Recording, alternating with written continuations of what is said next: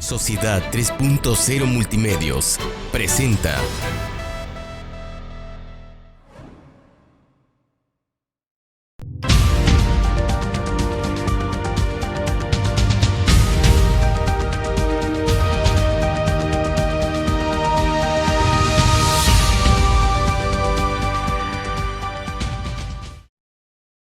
Desde que empezó este año, la medicina, las enfermedades, las alergias, las comorbilidades, las curvas, el aplanamiento estadístico se volvieron el pan de todos los días. Y como que ya estamos hasta la coronilla de las cuestiones médicas, con susto, pero no pasa un día en que no sepamos de un amigo, un conocido, un familiar, un enfermo, un padre, una madre, un hijo, que lamentablemente están pasando por los estragos de esta epidemia. La epidemia del SARS-2 COVID-19, este virus que se ubicó por primera vez en China y que ha matado ya a 1 millón de personas en el planeta. Pero no nos ha alcanzado el tiempo en esta vorágine de cosas para poder medir lo que está pasando con el resto de las enfermedades. Por ejemplo, nos lavamos mucho más las manos. Esto ha disminuido las infecciones gastrointestinales. Por ejemplo, evitamos las aglomeraciones. Esto ha provocado que tengamos menos gripe, menos casos de influenza.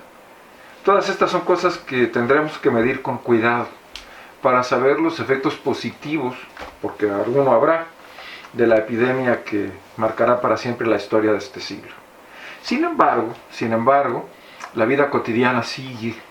Los infartos siguen ocurriendo, los accidentes, los traumatismos, los choques, los golpes, las caídas, las enfermedades repentinas, las reacciones inmunológicas.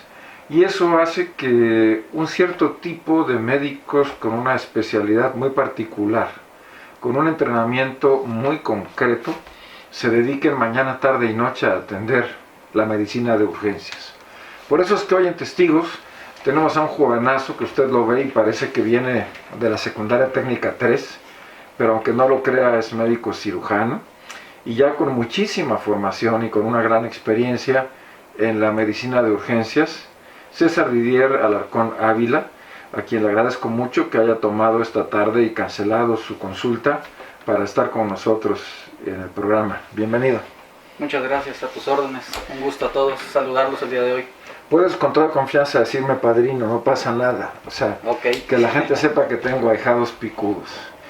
¿Hay diferencia entre la medicina crítica y la medicina de urgencias? ¿Son cosas distintas?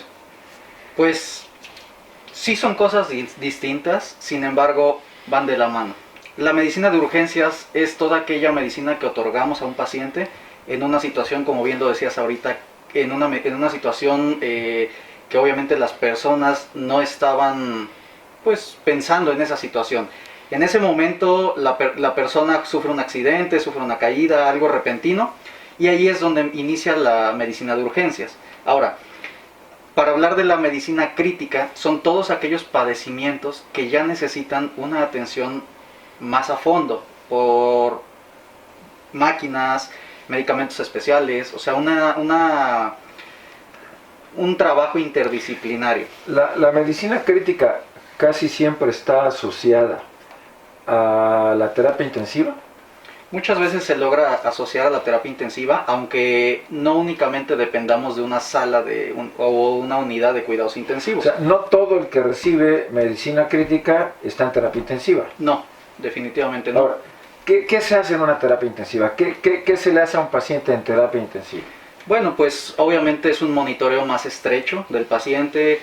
El paciente cuenta con monitorización de sus signos vitales a través de monitores cardíacos, bombas de infusión, en ocasiones ventiladores. Las bombas de infusión son unos aparatos que regulan la cantidad de fluido, por ejemplo, las dosis exactísimas de suero y de medicinas, ¿no? Así es, digamos que hay ciertos elementos que nos ayudan a cuantificar cuánto líquido le voy a meter, cuánta solución cristaloide, etcétera, le voy a meter a un paciente. No le están trabajando los riñones, si le metes líquido de más. Exactamente, esa es una de las situaciones por las que se desarrollaron estas bombas. Hay normogoteros que de alguna manera administran una gota del tamaño normal, hay microgoteros que son gotas más pequeñas y obviamente estas bombas de infusión que, como bien lo decías ahorita, a lo mejor si necesitamos pasar 5 gotas en un minuto, es más exacto pasarlo a través de una bomba de infusión, ¿no? Que estarle calculando. Y todos estos aparatos, los respiradores artificiales,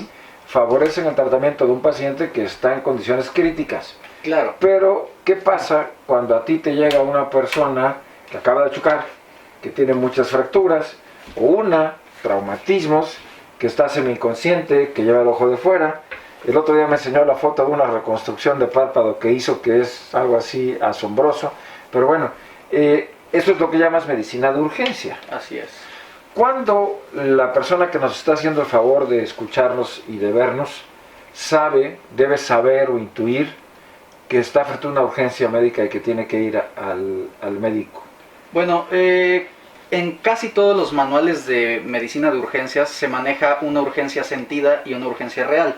Esto es que no es lo mismo que una urgencia real sea un paciente que amerita un cuidado especial por un médico o un hospital o una clínica, en el cual su vida está corriendo un peligro, a una urgencia sentida que a lo mejor es simplemente un golpe, un machucón, pero si se trata, no sé, de mi hijo, a lo mejor yo maximizo esa urgencia y tal vez, yo no digo que no amerite esa atención, ¿no? Sin embargo, no es lo mismo estar ante esa situación que ante un accidente, una balacera, una situación como más de riesgo, ¿no? Bueno, no, va que ir muy lejos. Dudo que alguien no haya tenido un dolor de muelas o un dolor de oído. Así es, y cuidado que los oídos duelen. Entonces, yo dudo que alguien se muera de dolor de oído, ¿verdad? No, por supuesto, ahí es donde podríamos hacer una diferencia, ¿no? Sin embargo, si me haces esperar 2 horas con dolor de oído, yo tengo ganas de cachetearte porque me estoy muriendo. Así es. Es lo que llamas urgencia sentida. Sí. Ahora, ¿qué pasa cuando las urgencias son resultado de la negligencia y el descuido? Porque, a ver, yo puedo ir caminando por la calle, ha ocurrido, hace un par de años, los jalapeños se acordarán, venían 2 muchachos en un vehículo Jetta blanco por la avenida Orizaba y de pronto un ventarrón tiró un árbol, los aplastó y los mató a las 11 de la mañana de un día hábil.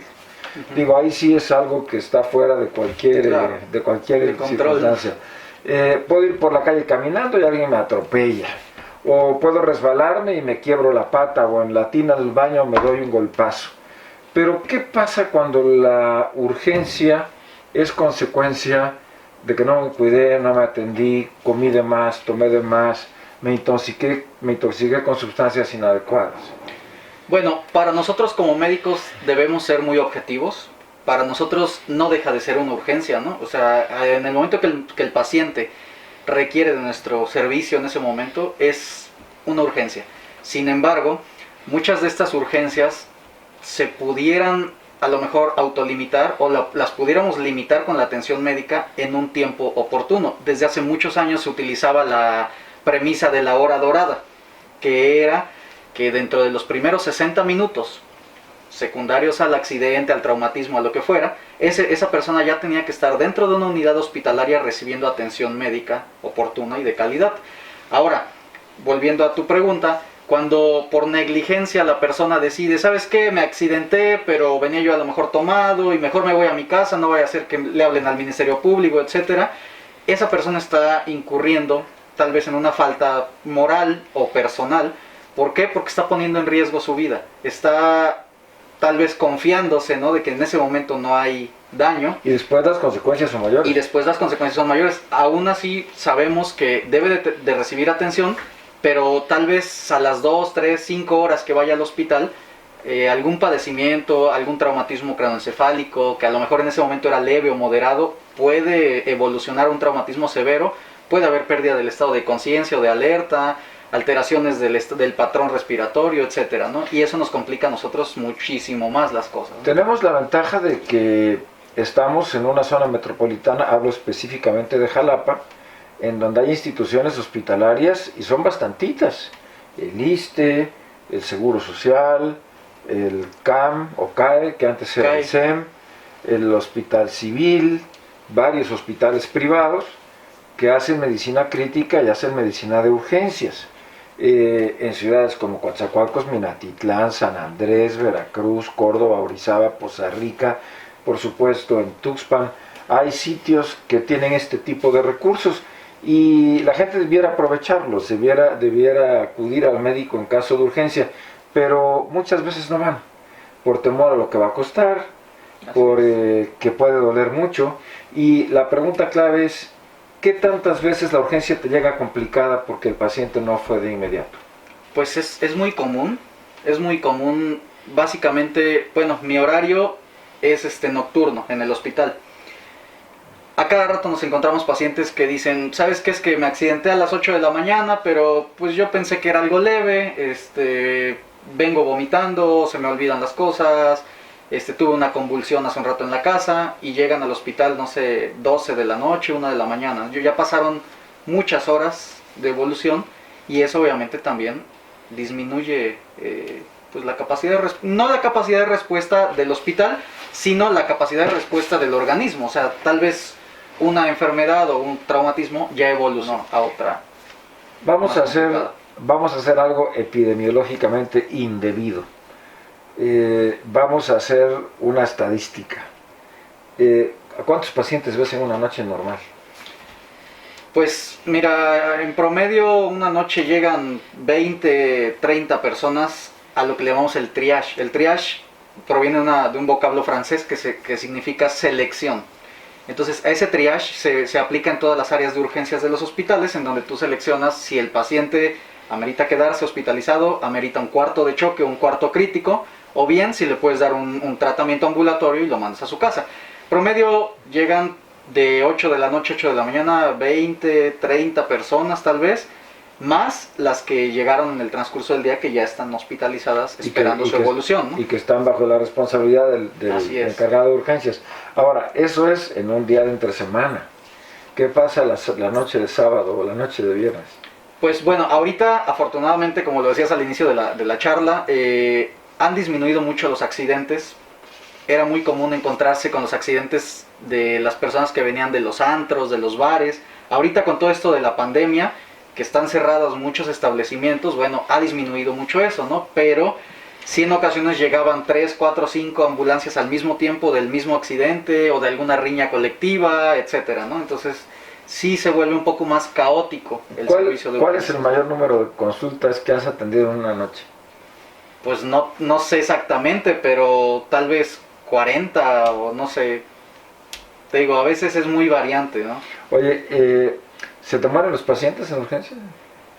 Pues sí, hay pacientes que llegan a morir, no tanto porque no se les brinde una atención, sino que hay pacientes que sus lesiones pudieran ya ser incompatibles con la vida. Incluso hay veces que los mismos compañeros paramédicos, que debo mencionarlo, hacen un trabajo muy bueno, un trabajo grandioso.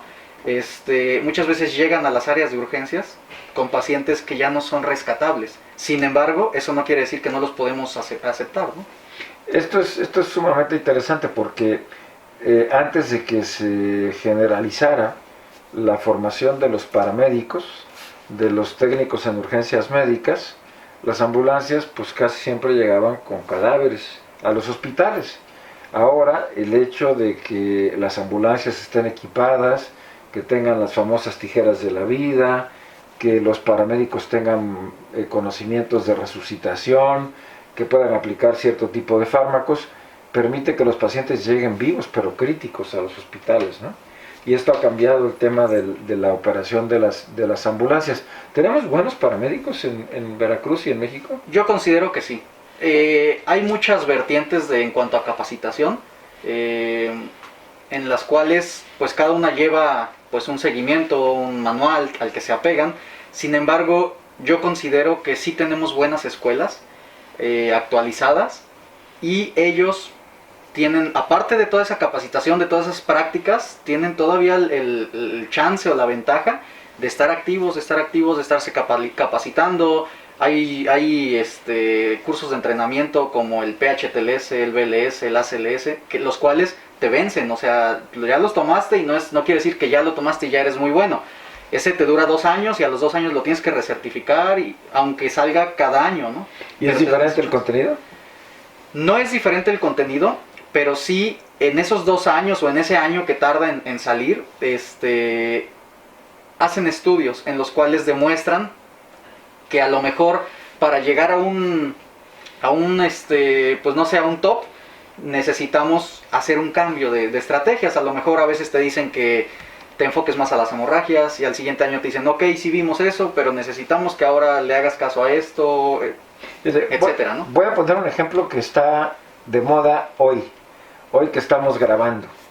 Al inicio de la pandemia del COVID, científicos encontraron que un medicamento que se llama hidroxicloroquina era eficaz para combatir el virus y se empezó a utilizar de una manera masiva, al punto de que el presidente Trump en Estados Unidos dijo en una conferencia de prensa que él lo estaba tomando, este medicamento, de manera preventiva.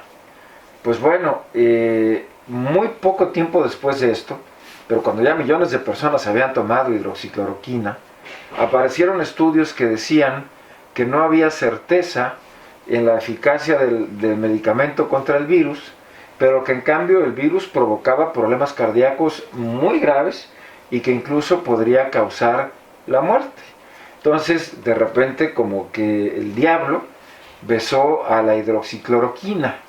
Bueno, pues hoy, después de hacer lo que llaman un metaanálisis en Europa, revisar cadáveres, porque antes no se estaban haciendo autopsias, sorpresa, resulta que la hidroxicloroquina no mata a tanta gente como se pensaba y que además sí tiene más efectos contra el virus COVID de los que se pensaba. Entonces, en un lapso que para la medicina es cortitito, de 6 meses, el enfoque sobre este medicamento ha cambiado de una manera muy drástica. Y a lo mejor mañana otra vez empiezas a prescribir hidroxicloroquina, ¿no? Sí, pues obviamente es algo que le llamamos la medicina basada en evidencias, la cual obviamente te dice, ¿sabes qué? Ya se aplicó, ya se empleó, ya se hizo un metaanálisis y sí, sí te funciona. Pasa tiempo y al rato te dicen, ¿sabes qué? Mejor no, a lo mejor funciona esta. O sea, y no es que se contradiga, ¿no? Sino que obviamente el conocimiento los estudios avanzan, ¿no? En Estados Unidos y en Canadá, en Europa, no sé, los paramédicos están autorizados a prescribir y aplicar medicamentos. ¿Por qué aquí no? Aquí sí está autorizado, sin embargo, depende la capacitación. Básicamente podemos hablar a nivel de Cruz Roja, que es mi alma mater aparte de todo. Yo empecé como paramédico en el 2006, antes de ser médico. La Cruz Roja tiene un proceso de capacitación en el cual te forman como técnico en urgencias médicas básico.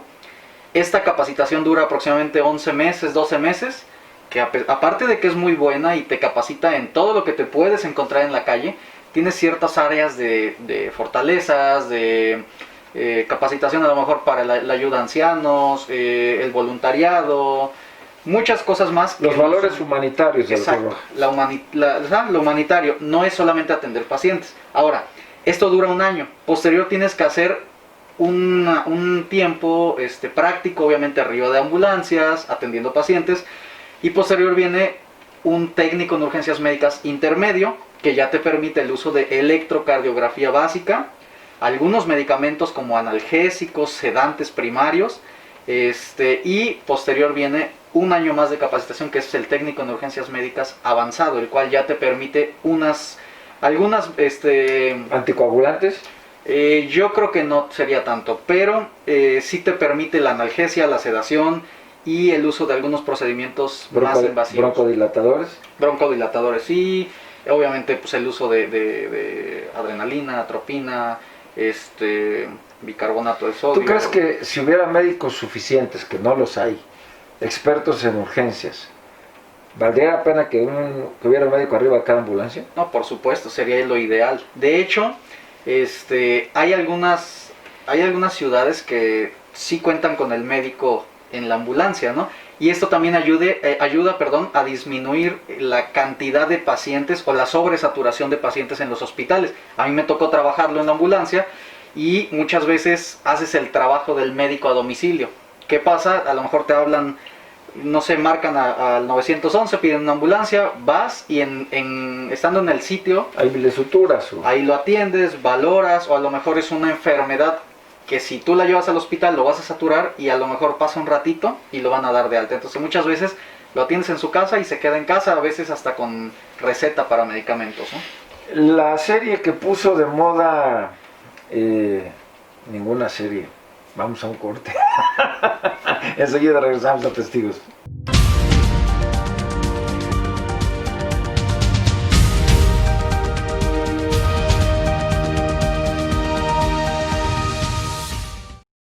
Si quieres marcar la diferencia y buscas nuevos retos, 25 años nos respaldan impartiendo educación en el estado de Veracruz.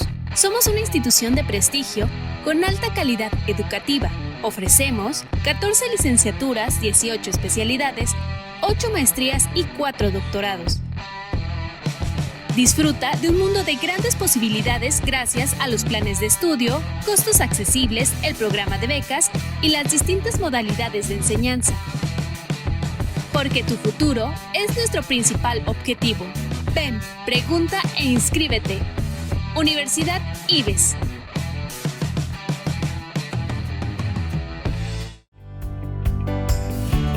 Bachillerato General del IBES. Ven y forma parte de esta comunidad. Excelencia educativa, costos accesibles y programa de becas. Que nada impida tu formación. El sistema de aprendizaje dirigido, SAT, es la mejor opción. Cuando de educación se trata, las limitantes no existen. Conoce los beneficios. Bachillerato General del IBES. Somos linces, somos IBES. Secundaria y preparatoria Dr. Gavino Barreda, 57 años de excelencia educativa. Contamos con costos accesibles, programa de becas y la mejor educación. Olvídate de lo tradicional, el sistema de aprendizaje dirigido es tu mejor opción. Contáctanos y conócelo. No lo pienses más y forma parte de esta gran comunidad. Secundaria y preparatoria Dr. Gavino Barreda, excelencia educativa a tu alcance. Educación de clase mundial, excelente atención profesional con los mejores sistemas educativos, las mejores licenciaturas y posgrados más completos en un solo lugar. En Universidad Martí, contáctanos al 2288 12 31 95 o si lo prefieres, escríbenos en nuestra página de Facebook Universidad Martí. Únete a esta gran oportunidad, solo faltas tú. Somos Martí.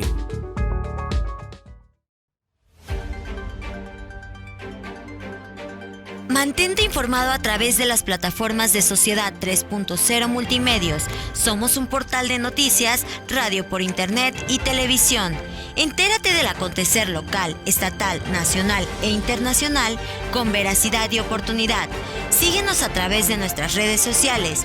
Búscanos en nuestro portal web como sociedad3.0.com, en Facebook como Sociedad 3.0, Twitter Sociedad-30 y YouTube como Sociedad 3.0 Televisión.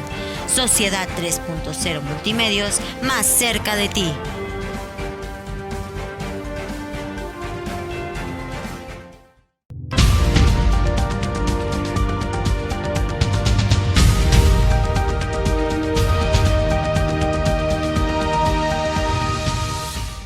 Gracias por seguir con nosotros en Testigos.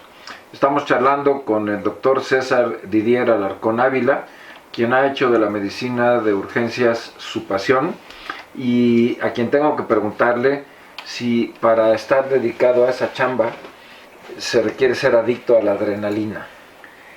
Yo creo que sí, un poquito. Fíjate que pues en mi trayectoria casi siempre he estado como en ese límite, ¿no? De que te tienes que controlar, pero a veces la situación tiene la adrenalina a todo lo que da.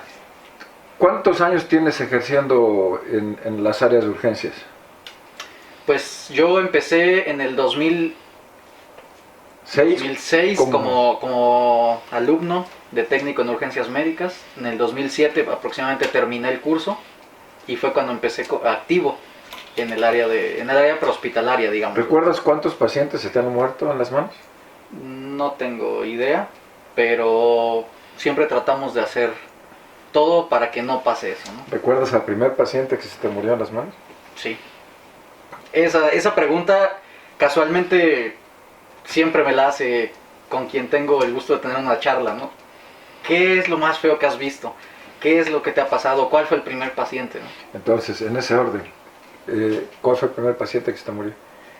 Fíjate que tenía yo 2-3 meses de haber salido de la Academia de Técnicos en Urgencias Médicas y en esa ocasión estaba en una guardia nocturna, casi siempre me ha tocado en esas guardias. Nos hablaron para pedir el apoyo de una ambulancia porque se estaba incendiando una vivienda aquí en la ciudad de Jalapa, en uno de los alrededores de la ciudad, los límites con el municipio de Emiliano Zapata.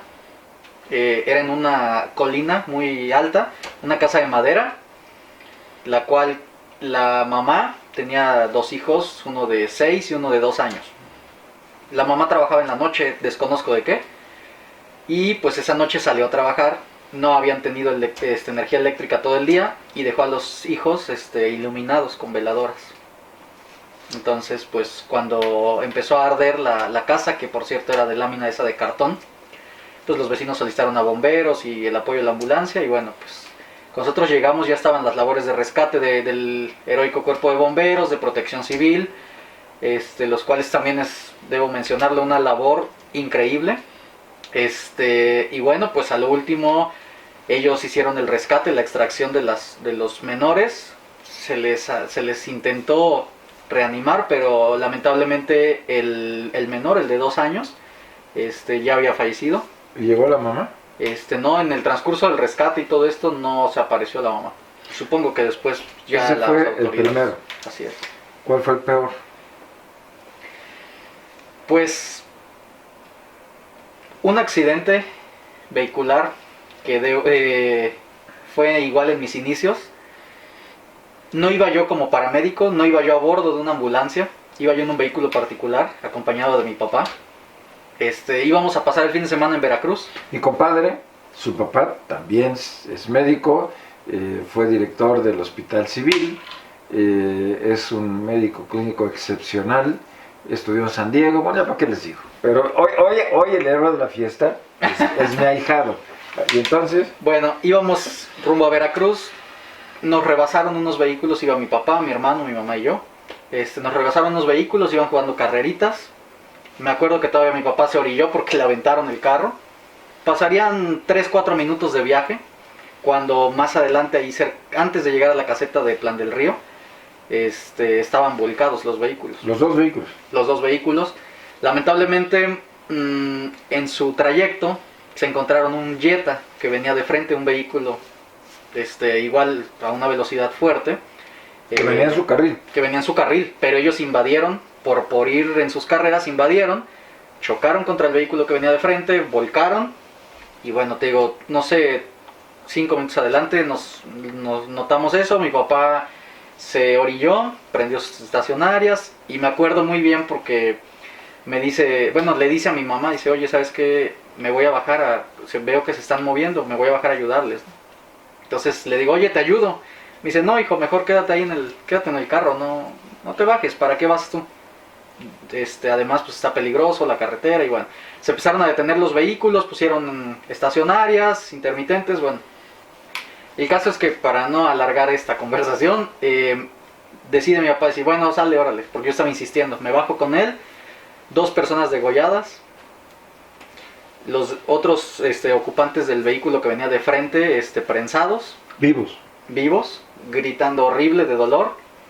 Y los del vehículo, uno de los vehículos que nos rebasó, que por cierto te digo que le aventaron el carro a mi papá, pues uno de ellos totalmente mutilado dentro de un vehículo compacto. Y bueno, pues me acuerdo muy bien, tengo muy claras las imágenes. Yo estaba ¿en shock? Pues en shock. No, obviamente no sabía yo nada de esto, eso tiene muchos años.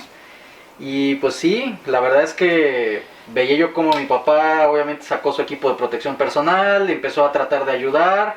Las personas que estaban atrapadas en el vehículo, pues bueno, trató de tranquilizarlas, pedimos la ambulancia y bueno, pues empezó ahí a atenderlas. Ya él me decía, bajó su maletín que casi siempre trae en el carro.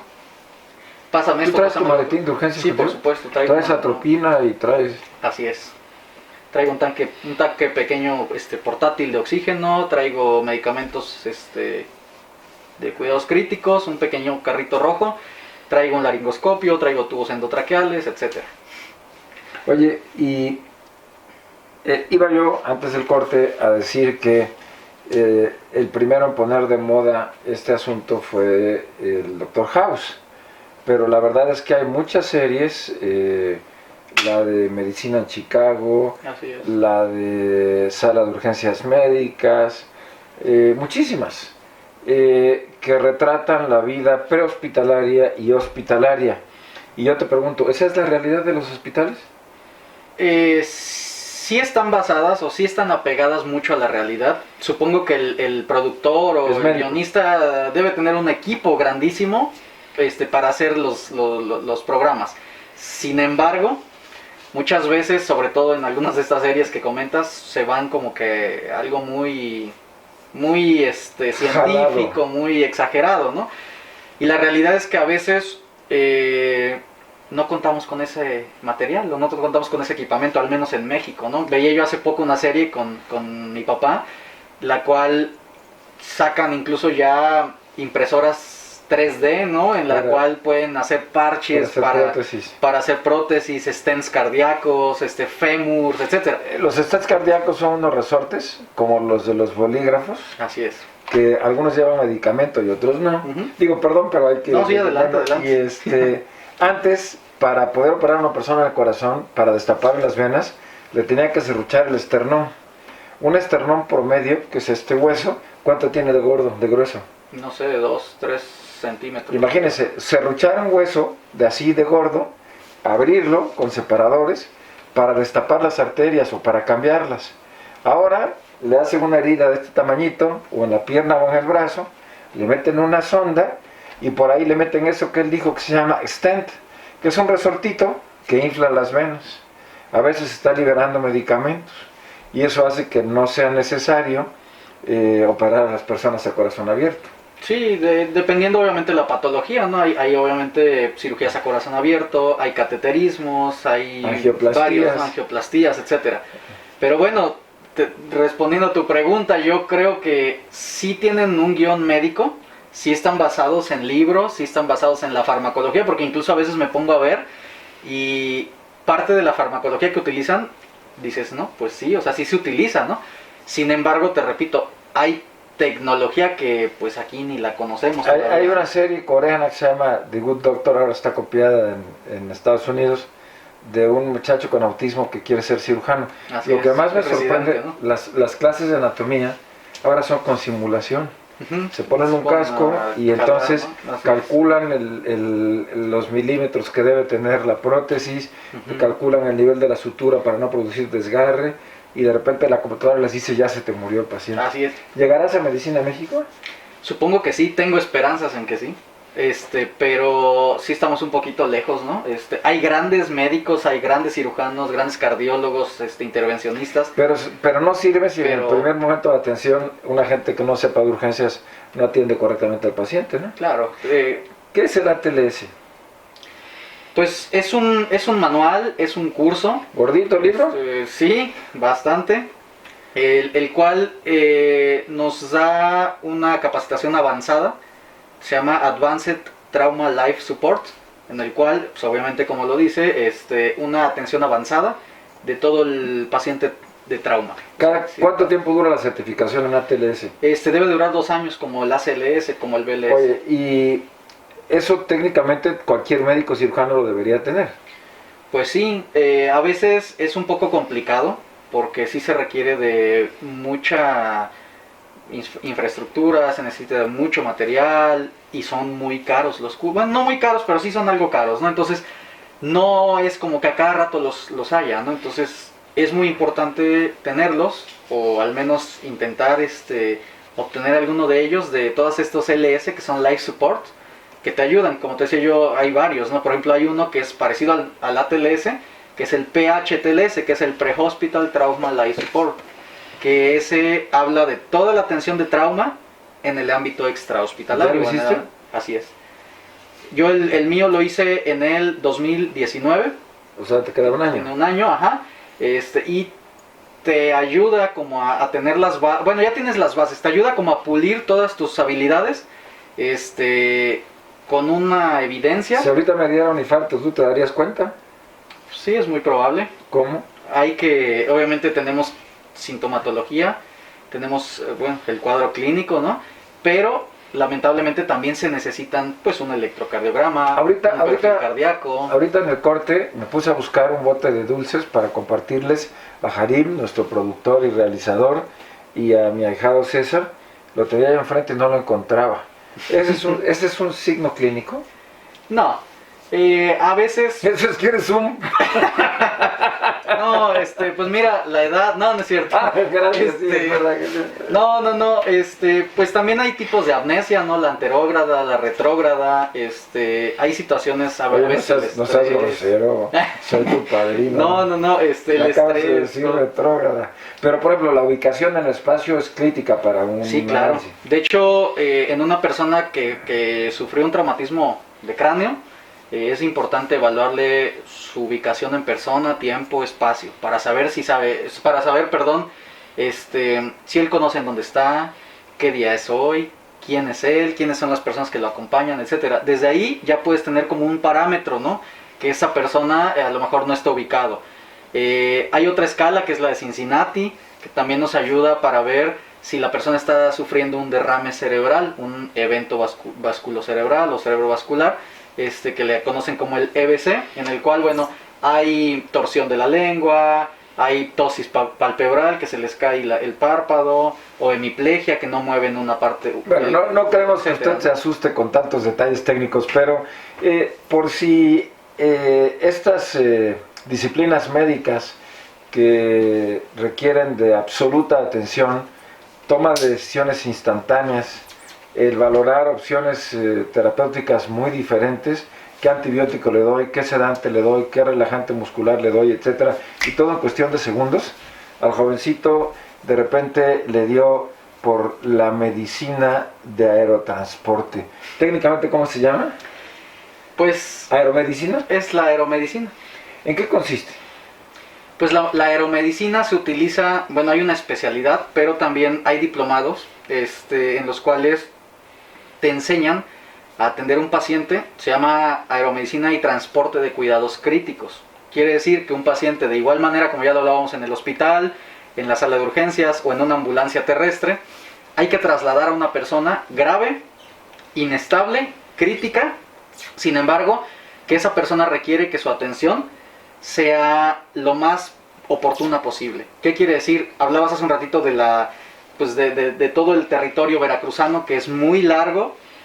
Entonces imagínate que un paciente, no sé, sufrió, que es lo que a veces nos toca encontrarnos, sufrió un atentado, tiene heridas penetrantes por proyectil de arma de fuego, y se encuentra en una ranchería o se encuentra en un poblado alejado de un hospital, en donde la ambulancia por vía terrestre se va a tardar 6-7 horas para llegar. Además los brincos lo van a acabar. Además, y 6 horas para regresar, ¿no? Entonces, en ese tipo de situaciones es importante el tiempo. Y ahí es donde empleamos una aeronave, dependiendo el lugar a donde vayamos, para evacuar o para sacar a esta persona. ¿A cuántos pacientes has trasladado por vía aérea? No tengo idea, no los he contado. ¿Ya perdiste la cuenta? Pero sí hemos transportado varios. ¿Se te han muerto en el avión? ¿En el helicóptero? Nunca, afortunadamente, hasta ahorita no. A ver, estás diciendo que es una terapia intensiva arriba del avión. Así es. ¿En qué cambia? Por ejemplo, la tensión arterial de un paciente estable debe estar en 120-80, ¿no? Así es. ¿Cambia con la altura? Sí, por supuesto. Sin embargo, también va a depender mucho de la capacidad de adaptación al medio del paciente. ¿Qué quiere decir? Que no hay un parámetro que yo te diga de la presión, que es de 120-80, al subir a 10.000 pies, va a subir a 160. O sea, va a variar mucho de la capacidad adaptativa de la persona. Y eso tú lo tienes que valorar en tu criterio de atención. Sí, lo que nosotros empleamos regularmente es el paciente que se va a evacuar, así se le llama una evacuación aeromédica. El paciente que vamos a subir al helicóptero, tratar de subirlo en óptimas condiciones, tratar de subirlo estable. Si ya tienes el antecedente de una hipertensión, tratar de controlarlo. Obviamente lo llevas con soluciones cristaloides, llevas fármacos, llevas monitorización cardíaca, etcétera, ¿no? Entonces tratas de administrar medicamentos previos al despegue de la aeronave, ¿no? Todo esto es medicina de ricos. Es muy costosa, muy costosa, y siempre será insuficiente. A mí me alegró saber, yo no lo sabía, que la pandemia provocó una reducción drástica en el número de accidentes vehiculares. Pero cuando me tocó ser responsable del tema, y esto que le voy a platicar es patético, 7 de cada 10 accidentes automovilísticos, como el que contó mi ahijado, 7 de cada 10 estaban relacionados con choferes borrachos o intoxicados por drogas. De esos, más de la mitad tenían víctimas mortales. Y de las víctimas mortales, el 75% eran hombres de 35 años o menos, en edad productiva. Imagínense lo que significa la desintegración familiar, la orfandad, la pérdida de empleos, los costos en cuanto a la rehabilitación, cuando la hay, el efecto de una muerte violenta, repentina, a causa de un accidente, la destrucción del mobiliario y el equipamiento urbano, los costos de seguros, la pérdida de activos vehiculares. No tiene precio, no tiene nombre. La gente que sufre por un choque que se pudiera evitar. Y lo peor de todo es que estas cosas son maravillosas. Tener médicos como César entrenados y tener aviones y helicópteros, pues a veces son lujos. En un país donde hay muchos pobres, Veracruz tiene 26,000 localidades, no es tan real pensar que podemos ir a todas, a sacar a todos los enfermos. Entonces, a mí me enorgullece mucho tener este nivel de medicina, me enorgullece tener profesionales como César, pero la realidad es que estamos frente a muchos hechos prevenibles. Por ejemplo, la diabetes mellitus. La diabetes mellitus es una verdadera epidemia que mata igual de gente que el COVID, y en la que Veracruz es campeón. Y además niños con diabetes, la diabetes infantil y juvenil. Todo un tema en donde somos corresponsables. Cuando yo a César le preguntaba cuántos de tus pacientes podían haber evitado llegar a urgencias, es a lo que me refería. Cómo hacer de la prevención, el autocuidado, la corresponsabilidad, una forma sustantiva de evitar accidentes. Por ejemplo, ¿cuántos de tus pacientes se accidentan en casa? Pues yo creo que un 30% tal vez. ¿En la cocina? ¿En el baño? Lo más común son los accidentes en casa, son menores de edad y en la cocina. ¿Y cuántos de esos son mortales? Pues afortunadamente no tantos, no sé, a lo mejor el 20% de ese grupo, pero todos son prevenibles. Por ejemplo, las veces que el niño anda jugando en la cocina, están hirviendo sopa, etcétera, ¿no? O sea, eso es lo más común que te encuentras de los accidentes en el hogar. Y a veces pueden ser mortales. Sí, por supuesto. O sea, una quemadura de la vía aérea es una alta probabilidad de complicaciones o de muerte, ¿no? Otra cosa que me resulta imposible de creer a estas alturas: la cantidad de personas que guardan sustancias tóxicas en envases de refrescos y de alimentos. Así es. El envenenamiento por cloro, el envenenamiento por desinfectante con esencia de pino, lejía, cuántas cosas se usan en la casa, y es tan común que la gente, sin pensarlo, guarde, cuando tiene niños, estas sustancias en envases de refresco. Patético, ¿no? Así es. Sí, desde eso hasta cosas como porque dejó el papá el frasco de alprazolam, clonazepam en la mesa y el niño se lo tomó. Nos ha tocado encontrar juguetes en el oído, como decías hace un ratito, juguetes en el oído, monedas en el esófago, que tal vez no hay tanta posibilidad de muerte, pero sí te das cuenta, ¿no?, de esa parte del descuido. ¿Y para meter el laringoscopio usas radiografía o cómo va? No, para el laringoscopio utilizamos ¿el puro lente? Vista directa, visión directa. ¿Y te toca sacar con frecuencia ese tipo de objetos? No, fíjate que es poco común. Y obviamente pues nos apoyamos ya de después de de que me dijo, especialidad, ¿no? después de que me dijo retrógrada, ahora me dijo, fíjese, me habló de usted. Para terminar, ahora que los muertos y los accidentes no son tantos por choques, ojalá que así siga, ¿qué es lo que más te llega en las urgencias médicas? Pues en la actualidad hay bastantes pacientes por violencia. Llámese peleas de barrios en donde llegan con heridas. ¿Más que antaño? Sí. Sí. Tenemos una sociedad mucho más irritable. Yo creo que sí, Más parte del agresiva. estrés, el encierro, etcétera. La pérdida de empleos, lo hemos Así hablado es. mucho en este programa, ¿no? Entonces, toda esta situación... Heridas graves, heridas Sí, mortales. heridas muy fuertes, ¿no? En ocasiones heridas en cuello, tórax, que sí son Mortales. mortales. Oye, estás hablando entonces que la primera causa de ingreso a urgencias serían las riñas. Sí, puede ser, entre riñas y accidentes. Bueno, para ser un buen urgenciólogo hay que saber de clínica. Y saber de clínica implica tener la capacidad de diagnosticar así, sin una resonancia contrastada, sin una electromielografía, sin un Doppler a color, sin un ultrasonido 3D, y conocer cómo funciona el organismo.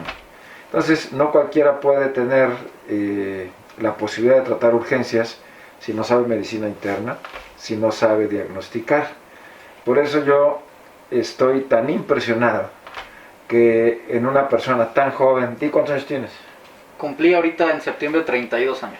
Haya tantos conocimientos que están por supuesto a la disposición de ustedes. Yo recomiendo a mi médico, a don César Didier Alarcón. Acabo de jubilar a su papá porque ya me cayó gordo. No es cierto. Un abrazo muy cariñoso a mi querido compadre. Te agradezco que estés en Testigos. Qué bueno que haya gente que sepa de medicina, urgencias como tú. ¿Qué me faltó preguntarte? No sé, si ya comí. No es cierto, no tengo idea. Creo que sí abundamos bastante. Bueno, ya te esperaremos pronto para hablar, por ejemplo, de COVID. Para hablar de... A ver, de carrerita ya, para no salir de la corriente. ¿Qué pasa? ¿Cómo la gente puede saber si tiene COVID o no? Bueno, básicamente se ha demostrado que el cuadro clínico es muy variante entre persona y persona. Sin embargo, sí se habla de un conjunto de síntomas, ¿no? Que es... O sea, traducción, no es igual en todos. Así es. Los síntomas que puede tener uno, puede no tenerlos el otro. Pero hay cosas que son comunes. Por ejemplo, la hipertermia, la fiebre, el dolor muscular, las mialgias, las artralgias, dolor de articulaciones, la anosmia, que es la ausencia de olfato, la pérdida del gusto en los sabores de la comida, cefaleas, dolor de cabeza, y básicamente entre esos están. Aparte, hay pacientes que han debutado con síntomas gastrointestinales como diarreas, pero te digo, algunos tienen unos, otros tienen otro, pero casi siempre como el común denominador es la temperatura y la ausencia de olfato. Oye, ¿hay riesgo de que una persona tenga al mismo tiempo COVID e influenza? Sí, puede presentarse, son dos virus diferentes. ¿Hay riesgo de que una persona tenga al mismo tiempo dengue e influenza? También. ¿Hay Son riesgo dos de que una vectores. persona tenga Zika, dengue, influenza y COVID? Pues yo creo que sería ya mucha mala suerte, ¿no? Pero pues tal vez se pueda presentar. La medicina no es como una receta de cocina, ¿no? Como que todo puede ser técnicamente posible. cabe. Así es, cabe la posibilidad. Esto es para terminar. Sin criaderos no hay mosquitos. Sin mosquitos no hay dengue. Estamos en una etapa complicada y el dengue puede ser mortal, y si por amor de Dios se combina con el COVID, ya para qué le cuento. César Alarcón, bienvenido, muchas gracias. Mucho gusto. Lo a tus espero en el órdenes. próximo de Testigos. Gracias, Karim. Hasta la próxima. Sociedad 3.0 Multimedios presentó